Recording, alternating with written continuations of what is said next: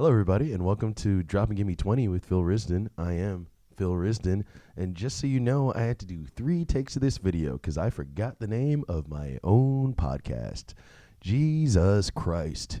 I might need to stop smoking weed. How did that happen? Really? 3 times? This is the 3rd take, I swear to God. Every time I did the intro, I was like, wait, what's the name of my podcast? This just happened. I don't know what's going on. I think I just have hangover brain. I was drinking a lot last night. Happy day after Mother's Day, everybody. Hell yeah, dude. Happy day after Mother's Day. Did you call the lady that birthed you? Did you send her a text? Did you do something? You know, that's all you. She's your mom. She'll love you anyway. You just got to do something, you know. For my mom, I basically sent her a text and I wore my favorite Mother's Day shirt. This is my Mother's Day shirt, everybody. Yeah, all right. I got a lucky Mother's Day shirt. Shove it up your ass. I do. You know, this is mine. I've had it since I was a kid. Look at how old this thing is. Look at that. Look at that. Look at how tattered this fucking shirt is. I've had it since I was in like high school, like junior year of high school. My mom bought it for me. It was the dopest shirt. I had a bunch of people always stopping me on the street asking me where I got the fucking shirt ever since I moved to New York. And I was just a fucking suburban kid from Scotch Plains, New Jersey. So if you move to New York in the first year and there's a bunch of fashionable, cool New Yorkers asking you where you got your shirt, it makes you feel good. Until you answer with Kohl's. I got my shirt at Kohl's. And you see their face just drop and they're like, oh, okay. Then it doesn't make you feel so good. It makes you feel like a basic bitch. But you know what? They're the basic bitches. They got to follow trends. They loved this shirt until they knew where it was from. And then they didn't want it anymore. They're fucking clowns. You know, life is so much about perception. It's fucking bullshit, man. It really is. Sorry if I'm getting all existential here. Yeah, like I said, I'm hungover because we were drinking quite a bit last night at Hot Damn. It was a great show. It was a great show. Yo, if anybody lives in the New York area and they watch this podcast, they listen to this podcast, please come to Hot Damn at Bushwick Public House. It was a really good time last night. You know, a little bit of chaos, but it was really cool. The fact that everybody decided to come, you know, and kind of watch me, you know, do shit out there, you know, with all these different comedians and everything during Mother's Day was kind of just beautiful. I loved it. I really appreciated it and everything. So I find that to be really nice. I was also working out a new bit that I've been doing for a little while. I used to have this bit about polyamory where I say like all my friends are poly, which is Latin for I have herpes. Which is, you know, it always gets a good laugh, but I've wanted to extend it for a really, really long time, like a long time. And I'm finally doing that now, which is good, you know? Yeah, I like polyamory. I'll be honest with you. I like, well, I've never done it before. I like the idea of it though. I understand the idea of it. I just hate the people, right? I just fucking can't stand the people. That's my problem with polyamory, you know, for people who are apparently super liberal, they are very into labels. You know, everyone's their fucking partner, which seems a little bit much. You know, my friend, he told me, he was like, dude, I have 5 partners. I'm like, buddy, I'm pretty sure that's just a team. You know, a group, a squad. You get 5, you know, detectives who are partners together, and that's at least a task force. Okay, buddy. You know, why do you need that many people? Why do you need that many people to love you? You all suck, you know? No, it's fine. I like the idea of it. I really do. It's just, yeah, it just annoys me with people nowadays. Especially too, it's just like, I'll just fucking say it. I'm so sick of this like sexual awakening that my generation is having. It's great, but it's terrible and annoying. You know, it's fucking awful, man. Like, I'm so sick of my friends telling me how they come. Why do I need to know these things? Why do I have to care about you? I'm your friend. Like, I'm annoyed that I have to live in the generation where men talk to each other. That does not need to happen. It is completely unnecessary because I've heard the thoughts of my friends. They've opened up their brains to me, and what's inside is not good. Don't like it at all, you know? Yeah, the sexual awakening stuff, it's like, it's great, you know, it's, of course, yeah, everybody should feel more better about their body, and especially for women and stuff like that, because they've been held back, you know, because of their sexuality for so long. But when it comes to dudes, it's just fucking annoying, You know, like sexual exploration is supposed to help you find more confidence in yourself and learn who you truly are as a whole and complete person. It's not supposed to help me answer the question about why your girlfriend's fingers smell terrible all the time. It's not supposed to help that. I'll tell you that much. I don't need to know. I don't need to know. Okay? I don't care. I don't fucking care. It's ridiculous. Jesus Christ. Oh my God. Yeah. It was a good show though. I had a really good time.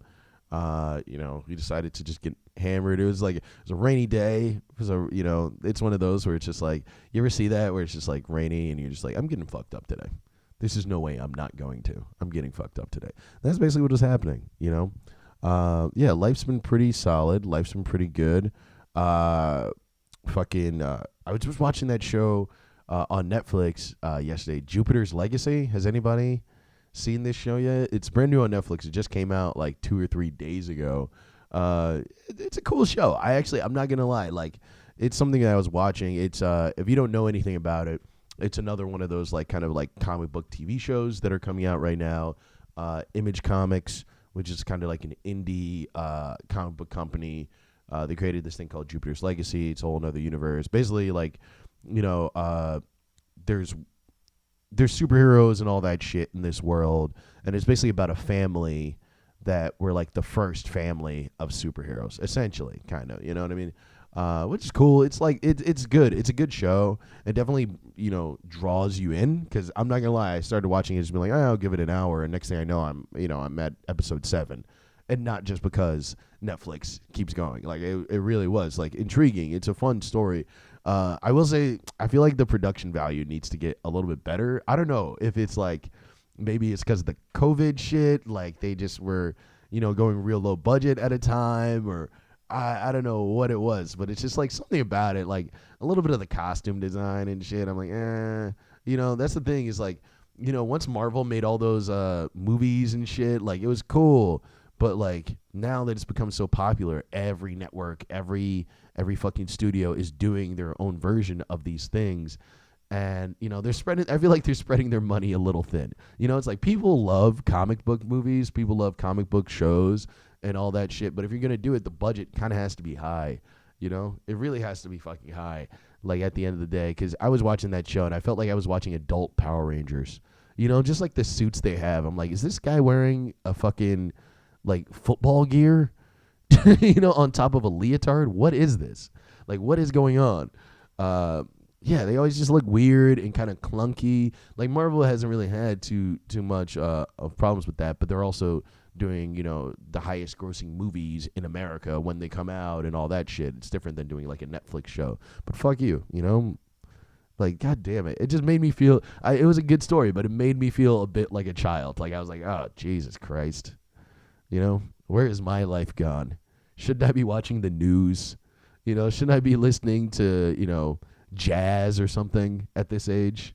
I should be sipping a scotch, not smoking a bowl and basically and watching Jupiter's Legacy, about to cry because, it has the eternal argument of, justice and violence, means to an end and all that shit. It's like, why is this tugging on my heartstrings? Couldn't I be watching Citizen Kane? Right? Like, couldn't I care about real things? Jesus. I don't know. Life is good though. I do like real shit though. I used to have a movie podcast. I don't know if you call it a podcast or a YouTube show. I don't fucking know. Some alternative shit. Rizdon Reviews. Sick plug. Check it out. I did, No, but I watch a lot of movies. I also saw Sound of Metal too. I wish I would have seen it before the Oscars, but I finally got to watching that shit, and holy fuck, is that movie good? It's such a good movie. Like I really fucking love it to death. I'm not gonna lie, man. I'm not gonna lie. Like it's really good. If you guys don't know the story of Sound of Metal, it's basically about this guy who's a metal drummer with his girlfriend. They're in a band. They tour and everything. And then he gets some sort of ear problem, and his hearing slowly goes away, and he goes deaf. And it's basically just like about him dealing with all of that type of stuff and how his life is changing and his girlfriend and all that stuff. And it's really, really interesting, especially as a comedian, because I do the YouTube stuff, but I do way more of the brick and mortar straight stand-up comedy, and it's weird. It's just like to have something that makes you so you, and to be right on stage there feeling that energy from all those people, and just I could never really give that up, so to have it taken away would just be gut-wrenching for me, and you really feel that. You really feel that throughout the movie. I mean, he's a drummer who can't hear. That's insane. It's terrible, man. It's really terrible.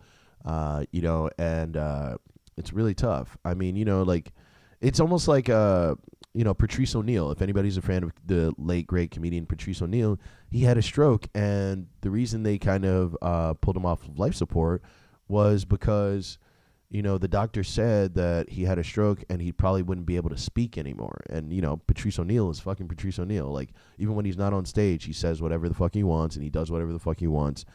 And he wouldn't be able to do that, and that's why they took him off life support. And I totally get that, because it's just like being a comedian. If I suddenly became a mute, like, I could live my life, but Jesus fucking Christ, like, how long that would take for me to adjust to that life, becoming a totally different person. Like, could I really do that? I don't know, maybe. I was a shy kid growing up, I was a very shy, very, very quiet kid. I actually think that might be what makes it rougher, actually, because I was always very shy and quiet and not thinking anybody wanted to hear anything I had to say ever, and I was super insecure about all that type of stuff, which is why I never said anything. I had terrible stage fright. None of it worked for me ever. And then I found comedy, like, basically growing up in, Jersey in high school, graduated, and I don't know, I just mustered the courage to move out to New York and try this. And ever since then, the world opened up for me, and I don't think I could have it closed down again. You guys hear that? That's a little FedEx truck out there. I don't know if I'm going to edit this out. I probably won't, because I want to keep this realism, okay? How you like that? I was getting all emotional and shit, and then there's a goddamn FedEx truck in the background sitting over here dropping shit off. I don't know what they're dropping off. Not for me. I don't got no goddamn money. They ain't dropping shit off for me, man. Oh, God. Yeah, to be a drummer and have your ears taken away. To be a comedian and have your voice taken away. I mean, I think maybe I could just go into, like, comedy writing. That's the only way. I think that might be, like, the only thing that I could really do. I would just have to go into comedy writing, because I would have to put it down somehow. But I feel like it just wouldn't come out in the same way that you'd want to. It just wouldn't. Like, because I'm such a conversational comedian, as you see with this. This is just a long conversation with absolutely no jokes. I promise you, I'll try to pepper them in. But it's fucking hard, man. Shout out to anybody with disabilities like that. Deafness, mute, both, blind, all that shit. I think I got rid of all the senses. I don't think you can't use your legs. I don't know. If there's anybody actually watching this right now, and you do comedy or you do some sort of art that people would perceive to be more difficult for you to do because of your disability, sound off in the comments, because I would really like to see that. I love seeing stuff like that. It does give me hope. It does actually. Fucking FedEx truck.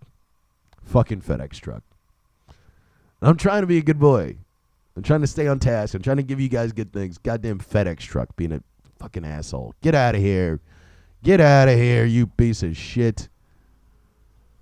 Fucking FedEx is trying to destroy my podcast. I told them one time that I won't do a sponsorship, and now they've just been trying to tank me. But back to the thing. Yeah, if there's anybody who, like, I don't know, like, they're a drummer, but they're deaf. They're a comedian or singer, supposedly, but they can't use their voice or something, or whatever. A blind archer, I don't know, some guy who paints with his feet. Fucking send me some shit. I want to see it. I want to be inspired. Because, dude, life, you can get thrown into adversity, but life, you can conquer that shit. Like, everything I was saying before, it's like, yes, it would be hard. Yes, it would be insanely difficult. It would. But at the same time, if I have enough determination, I have enough love for what I'm doing. Number one, monetary gains won't actually matter. Stuff like money, I can just live my life, which is kind of what I'm doing now. I've been broke for 10 years, It hasn't hurt me none, tell you that much. Yeah, I mean, you can conquer all that shit, man. Like, as long as you have the love for it, that's really all you need. And I feel like, that's what makes a lot of people so strong in their art, In a way, too, I think there's a lot of people, like, you got to have, like, an immovable mindset. Like, your mindset has to be unwavering. That's the only way I think a lot of people can survive in the arts, if I'm being completely real.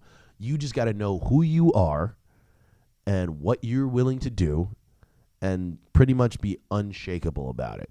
That's the only thing. Because, the longer you stay in shit, especially if you stay in one scene or, you know what I mean, and you're not really elevating just yet, and you've been here, because I've been in the New York comedy scene for a long time. I came in when I was 18. Now I'm 29. And I'm about to be 30. I didn't just turn 29 either, and, I noticed when I first fucking started and I was 18, I was the wonderkind, like, oh, he's 18 and he's funny, all this shit. Fast forward to now, and I'm kind of still in the same, I'm doing better, but kind of still in the same place, or for about 7 to 8 years, I was in the exact same place. And people were looking at me very strange. They're just like, why is this guy still here? He is funny, but he's still here. So there must be something wrong, And I think a lesser person, and I do have some friends that I won't really call them lesser people, but their heart wasn't in it. They did eventually crumble from those things. People who everybody thought was the shit, but their career wasn't moving right at the time, and it didn't progress at the pace that they wanted to. They did just decide, hey, fuck it, I'm done, quit, I bow out, I'm gone. And I never have. I've always wanted to do this. I've always wanted to do comedy. I've always wanted to talk and do like podcasting and stuff and like radio shows and all that type of stuff. So it's like, for me, I already knew what my future would be, and it would only be this. So it never really took that much from me. I think a lot of times arts can really drain people, but it's been draining at times, but it's never drained everything from me. And I think it's because of that will, that love. And if you guys, anyone out there is doing their thing, no matter what type of art it is, if you want it to be your career, you have to have that drive. You have to have that love. I know that's scary to challenge yourself and ask yourself if you actually do have that, but that's the only way you're going to know. You really have to ask yourself that question. I'm sure a lot of you have been asking yourselves that question because of the pandemic. You've been locked inside with your thoughts. But I'm telling you, do it again. Do it again. All right? Fucking work. God damn it. I have 2 podcasts. I got 5 shows. No girlfriend. Life is good. Oh, my God. Yeah, you guys are great. We're creeping up on, I think, exactly 20 minutes right now. So I'm going to sign off and everything. I just wanted to wish you guys a happy day after Mother's Day. I didn't get my, like I said, I texted my mom, I want to keep my distance. We're in a long distance relationship. Okay, people. I texted my mom. I'm going to call her later. But she also watches this podcast. So I almost feel like I don't. Like, she knows more about my life than I've ever told her just because of this thing. So, she's probably watching this right now. Hi, Mom. I love you. And I'll be calling you later. Don't worry about it. So, yeah, guys, if you ever, if you guys ever have trouble talking to family members, don't call them. Just start a podcast, and then they'll just call you. They'll just watch shit and then just, like, bring it up to you. And then it makes Thanksgiving dinners actually kind of better because they'll just bring up shit about you that you didn't really know that they knew about you, but they kind of love it and it's cool, and people watch it, so it's fine. But I probably shouldn't have talked about cocaine in the last episode because she was asking me some questions like a goddamn detective. What have you been up to? It's over. That was years ago. I'm better now. I do things. I'm a businessman, maybe, who still wears his lucky Mother's Day shirt. How about that? Aww. But seriously, guys, thank you for listening. Again, if you're in the New York area, please come to my shows. Follow me on Grove Street Comedy on Instagram, no matter where you are. Anyway, follow me on Grove Street Comedy for more content. I'm also going to be traveling in June. I'm going to be doing a tour. So I'm doing DC, Atlanta, Miami, Austin, Texas, Denver, LA, San Francisco, Portland, Chicago, Cleveland, and that's it. So if you guys are at any of those places, I've been getting a little bit of better viewership right now, and I've been getting a couple views. So if there's anybody out there at these places, come by. I'd love to just talk to you and get to know what you guys like about the podcast, what you don't like about the podcast. Feel free to talk about it in the comments. This thing is for you. It is for me, but it's also for you. And I want to interact with you guys and know who you guys are. And just get to know you better and bond, man. And you're seeing me through a glass, but it's all about love, man. Thank you guys for listening. You guys are the shit. Please like and subscribe, and I'll see you later. Peace.